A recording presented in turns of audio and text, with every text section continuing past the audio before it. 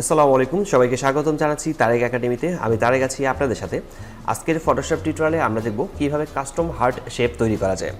ঠিক এরকম custom heart shape তৈরি করে কিভাবে অ্যালবাম ডিজাইন করা যায় সেটি আমরা দেখব। আর আমরা অ্যালবাম ডিজাইন করেছিলাম ঠিক এরকম কোনো ছবিকে যদি আমরা এই শেপ তৈরি করে সেখানে যদি ছবি ইনক্লুড করতে চাই অ্যালবামের মতো করে, তাহলে আমরা খুব সহজেই এই কাজটি করতে পারবো। চলুন আমরা প্রথমে এই কাজটি করে নিচ্ছি যে কীভাবে কাজটি করতে হবে আমরা দেখে নিই। আমি এই লেয়ারগুলোকে ডিলিট করে দিচ্ছি। নতুন করে আমরা এখানে একটি শেপ তৈরি করব। শেপ তৈরি করার জন্য প্রথমে আমরা এখান থেকে চলে যাচ্ছি রেক্টেঙ্গেল টুল সিলেক্ট করব। রেক্টেঙ্গেল টুল সিলেক্ট করার পর এর ফিল কালার আমরা এখান থেকে রাখছি নান, স্ট্রোক কালার আমরা এখান থেকে রাখছি রেড এবং স্ট্রোকের সাইজটি রাখছি 9 pt। এরপর এখানে ক্লিক করব। ক্লিক করার পর আমরা স্ট্রোক এখানে উইথ এখানে দেওয়া আছে 100, এখানেও থাকছে 300 এবং এখানেও 300 থাকবে। এরপর ওকে লেখাতে ক্লিক করব।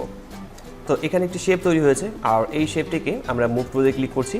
কিবোর্ড থেকে কন্ট্রোল চেপে ধরে এ চাপবো, সবগুলো সিলেক্ট হয়ে যায় পুরো পেজটি। এখান থেকে আমরা মিডিল করে নিচ্ছি। এবার কিবোর্ড থেকে কন্ট্রোল প্রেস করে ডি সিলেক্ট করে নেব। আমরা আবারও রেক্টেঙ্গেলে ক্লিক করার পর এখান থেকে আমরা ইলিপস টুলে ক্লিক করছি। ইলিপস টুলে ক্লিক করার পরও আমরা এখানে ক্লিক করব। ক্লিক করে আমরা উইথ এখান থেকে আবারও 300 করে নেব, ওয়াইটও এখান থেকে, হাইটও এখান থেকে 300 করে নেব। এখান থেকে আমরা 300 করে আবারও রাখছি। এরপর ওকে লেখাতে ক্লিক করছি। এখানে আরও একটি শেপ তৈরি হয়েছে। কিবোর্ড থেকে কন্ট্রোল চেপে ধরে এ চাপবো, মুভ টুলসে ক্লিক করে আমরা একেও মিডিল করে নেব। কন্ট্রোল চেপে ধরে ডি সিলেক্ট করে নেব। আমরা এই ইলিপ টুলটাকে সিলেক্ট করে আমরা একটু কপি করব।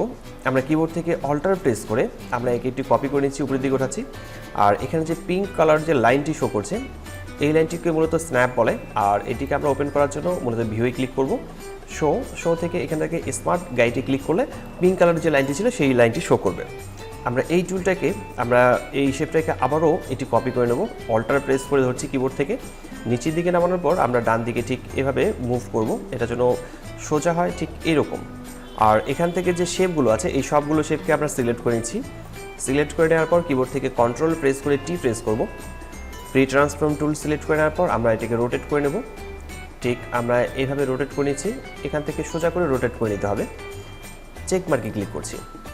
এরপর এই সবগুলো শেপ সিলেক্ট থাকা অবস্থাতে রাইট বাটন ক্লিক করে আমরা এখান থেকে ম্যানেজ শেপে ক্লিক করব। তো ভিতরে যে শেপগুলো ছিল সেই শেপগুলো এখান থেকে মুছে গেছে। তো একটি হার্ট শেপ ক্রিয়েট হয়ে গেছে। এখন যদি আমরা এর কালার চেঞ্জ করতে চাই তাহলে এই শেপটাতে ক্লিক করছি। ক্লিক করার পর আমরা এখান থেকে রেক্টেঙ্গেলে ক্লিক করব।